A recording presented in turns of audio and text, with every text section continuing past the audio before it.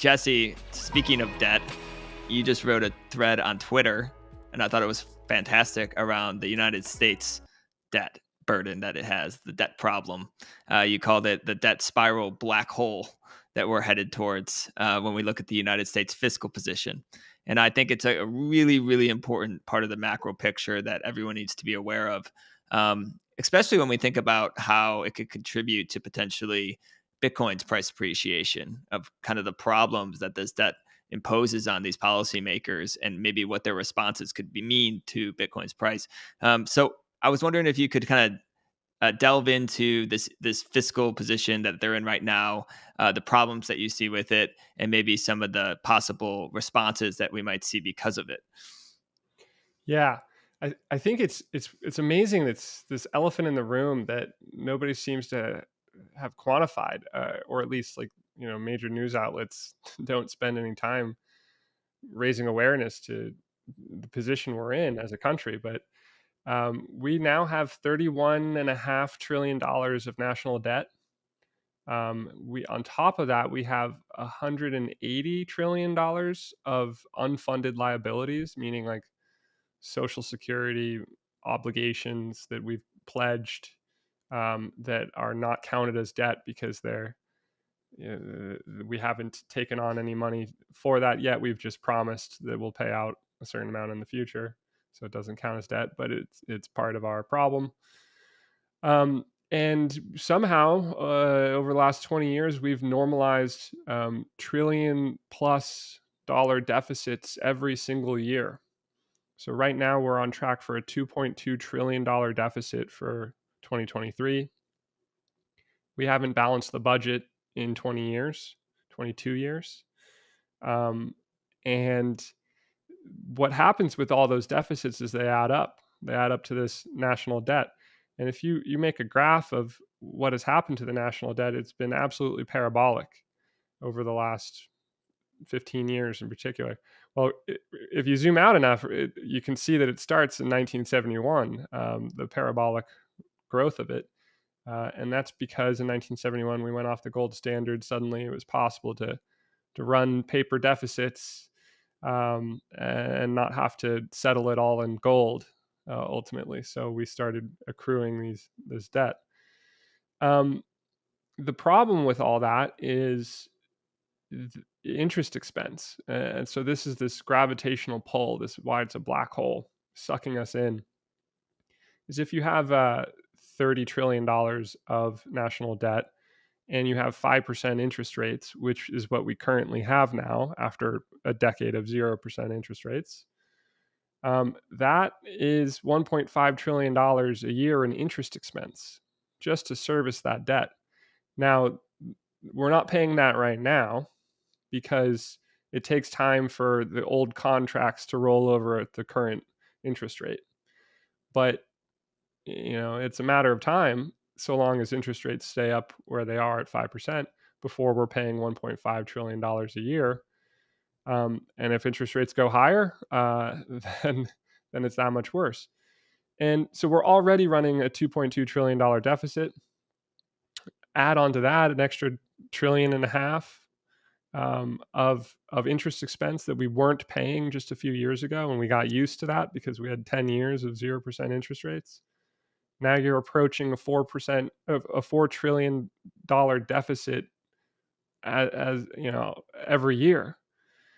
Where does that come from? You print, so that's spending that Congress is approving in excess of the tax receipts that they're bringing in. And so if you're talking about a $4 trillion deficit, that's a gap that has to get filled somehow. They print the money. They just print it out of thin air.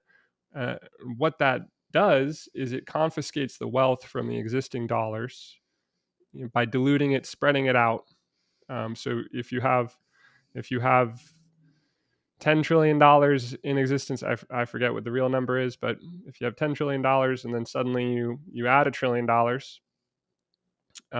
by printing it out of thin air, you're spreading the purchasing power of that 10 trillion original dollars over $11 trillion. So you're diluting it by 9%. And so everyone's existing dollars drops in value by 9% in that scenario. And that's what we do to pay for our deficit spending. And that's what we're going to have to keep doing at an increasing rate because the interest expense is getting so large. Yeah. And part of that is that, like, we had a decade at 0% interest rates because we were still the superpower of the world. People were willing to take our 10-year U.S. Treasuries for a 1% annual yield because it was considered the risk-free asset for the world. But now we're in such a bad fiscal position that nobody's willing to take on that kind of risk for 1% return. We have to offer more. Yeah. So, So in that sense, the interest rates, the interest expense won't go back down. It yeah. can't go back down to where it was. And that's the black hole starting to pull us in because we can't balance our budget. The interest expense we're having to pay is growing more and more. Isn't even addressing the unfunded liabilities on top of that. And it all points to a need to print more and more dollars and dilute existing dollars at an increasing rate, which is Yeah. hyperinflation. And that's where we're heading towards. So Joe, you hear that? You hear what Jesse was just explaining. Why do you think it's important for Bitcoin and the future of Bitcoin? I mean, I think it's huge for Bitcoin, right? I think the dollar is a monetary technology that is designed to debase. Like all other previous monetary technologies that have ever existed, humans are going to find a way to create more of it, whether it's good or bad. And so I think in the long run, it's pretty obvious the supply of dollars is going to exponentially increase for all of eternity, and pretty much the supply of everything else is going to exponentially increase for forever. And then Bitcoin is going to be this one monetary technology that is not going to exponentially increase. Its supply schedule or supply mining is going to exponentially decrease over time, and eventually it's going to trend to zero. And so it's just going to be interesting to see how it plays out. And I think it's critical to really understanding Bitcoin from a long-term time horizon. Yeah, and then it becomes an individual decision every day. Everyone in the U.S. and everywhere is making this choice every day, whether or not they realize it. Of do I store my value in dollars, or do I store my value in something else like Bitcoin?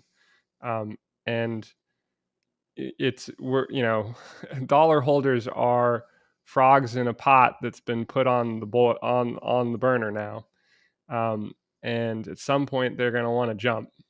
And if they don't, they'll just watch all of their wealth evaporate as inflation eats all of their wealth. So everybody has that Yeah. choice to make every single day of, do I jump today? Do I shift from this increasing inflation, wealth confiscation norm of the US dollar, and take a leap into the sweet relief of a hard capped supply monetary asset? Or do I stick with what I'm comfortable with? Because I know the dollar, and even though I'm losing money, I'm comfortable. That's the decision. Those are the things that people are weighing every single day, and it's just a matter of time until more and more people can't stand the wealth confiscation that they're enduring and take the leap to trust this scary new asset Yeah. called Bitcoin.